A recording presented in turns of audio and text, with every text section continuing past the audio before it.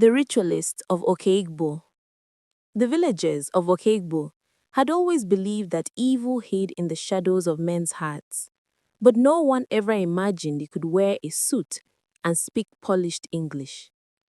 For years, Mr. David Lawson was seen as a blessing to the small town. He was a wealthy businessman who had returned from Lagos to give back to his roots. He opened a large poultry farm, sponsored school fees for orphans, and even repaired the leaking roof of St. Mary's Church. People called him Baba Charity.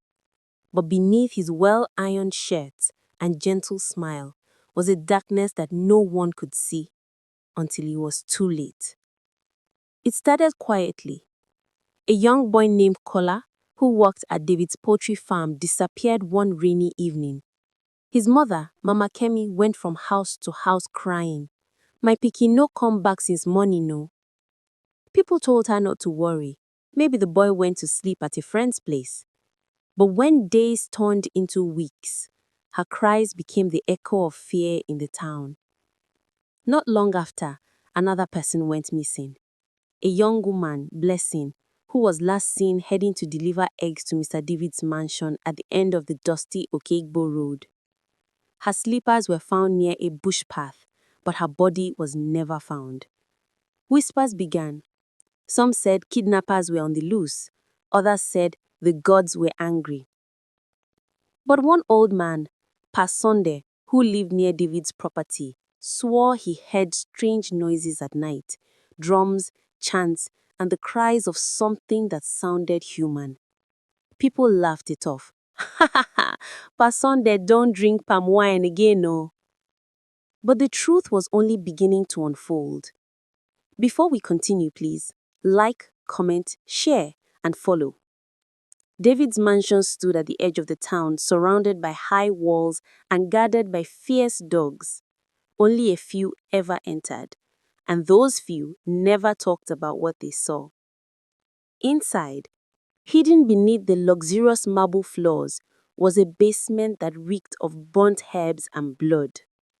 A dim red light flickered over an altar decorated with skulls, cowries, and black candles. That was where David met with the priest of his covenant, a short, bald man with eyes that never blinked. "You must bring another life before the next moon, or all you have will crumble," the priest hissed one night. David nodded silently, his hands trembling. He had already sacrificed 4 souls to maintain his wealth. Each time, he told himself it was the last, but greed has a hunger that never ends. Please don't forget to click on the follow button before we continue. One night, a strange thing happened. One of David's workers, Chinedu, who was sent to clean the mansion backyard, heard faint cries coming from under the ground. At first, he thought it was his imagination. But when he leaned closer to the flower bed near the back wall, he heard it again.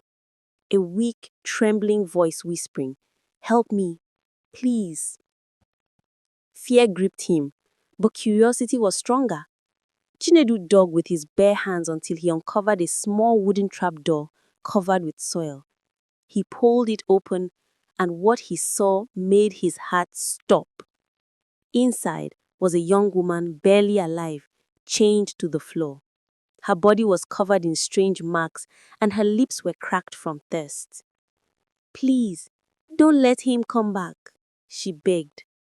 Chinedu ran as fast as he could to the nearest compound, screaming for help. The villagers gathered quickly, armed with lanterns, sticks, and courage they didn't know they had. Don't forget to click on the follow button before we continue.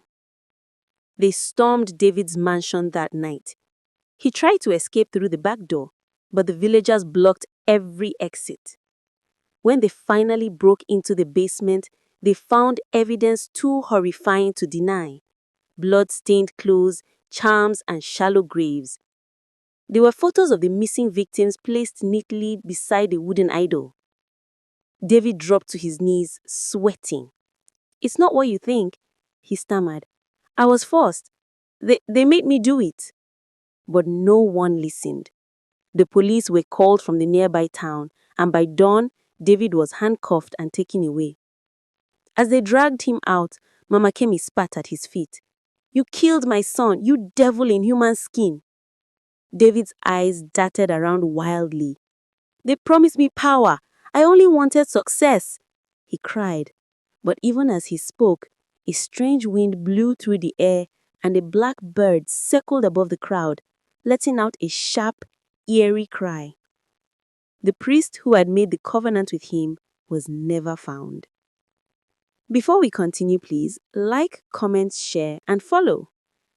Oke-Igbo was never the same again. The poultry farm was shut down and no one went near David's mansion.